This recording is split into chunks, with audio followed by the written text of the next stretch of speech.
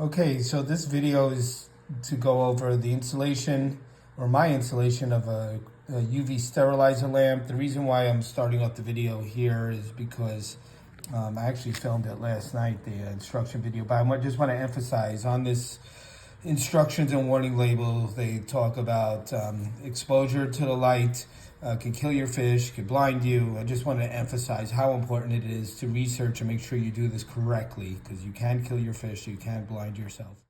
Hi everybody, so today I'm going to be setting up a 13 watt UVC sterilizer. I'm going to try to run through this as quickly as possible. So, word of caution, I'm going to start off the video with this because it's extremely important. I'm emphasizing this. Do not install this unless you know what you're doing. It needs to be fully shielded. A lot of these come already shielded, but it's hard to find like 13 watts with true UVC shielded. So this one does not have shielding. It's the bulb and the plug. And so it needs to go into something like a PVC pipe, an external filter like a sump. A lot of people put them in the last stages of sumps. In my case, I have a Fluval FX6 inline UVC, which is 8 watts, but it's definitely a UVC, even though it's only 8 watts because it's made by Fluval. Hooked up to my Fluval FX6 right now, but somebody who I consider a mentor who swears by UVC because it sterilizes the water of all your of a lot of bacteria that would not be caught by any other filtration. Is Discus North. Thank you, Discus North. And I've done extensive research after his guidance on UVC, and yes, most people think it's just for algae bloom. UV lights and lower wattage, it's just for algae bloom, but UVC could sterilize full ponds and it takes the bacteria out of your water. People use it in fish tanks too. Just make sure when you're setting it up like this, you know what you're doing. So I had it all queued up. I had PVC pipe and the other materials, the pump and all that good stuff, set up in my shopping cart from Amazon, Home Depot. But I decided to use my Tidal to buy a new Tidal 110 filter, hanging filter. I find, I'm not here to advertise it, but and this is not about this filter, it's about the lighting. But I figured I have a well-stocked tank. I have 15 discus and a whole slew of tank mates. I'm not going to get into it, but I have a lot of angels that give off a lot of waste that were from a breeding pair. Sorry about that. My cat just banged into the video. So this Tidal 110 right here pumps a robust 450 gallons per hour. It may be the most on the market. It is a great filter, and it's perfect for putting a UVC light into it.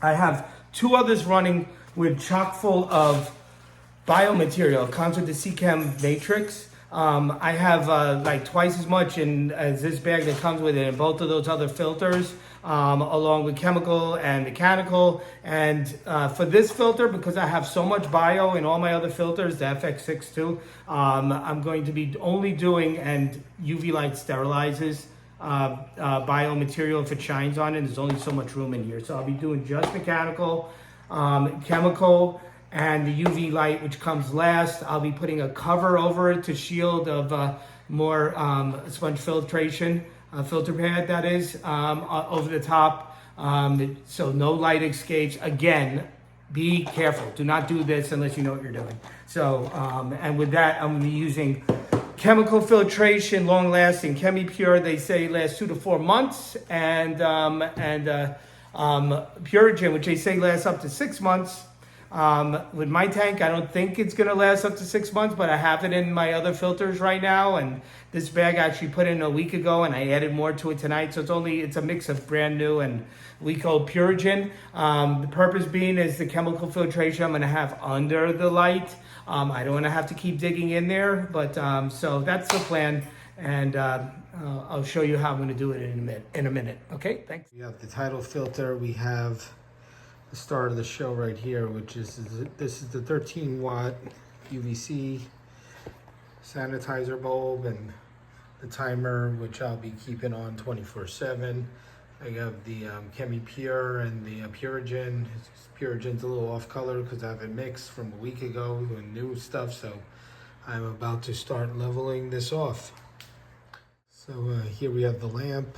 I'm speaking low because my 3.5-year-old's out cold on the couch and it's getting late. So sorry if I sound like I'm whispering, but I cut up a pre-filter in half to make that, give it a little barbell effect there to give it a little breathing space so it could do its UV sterilization, and then I'll put another piece on top. So I am going to continue layering. So yeah, so pulling this back out, you know, even doing it with one hand, we have multiple layers. We got at the bottom is the blue sponge filter, the chemical, the other filter pad, the space in between there with the UV lamp, and finally the polishing pad on the very top. So yeah, ready to go.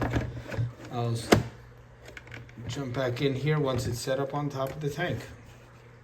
Test. Okay, unplugging.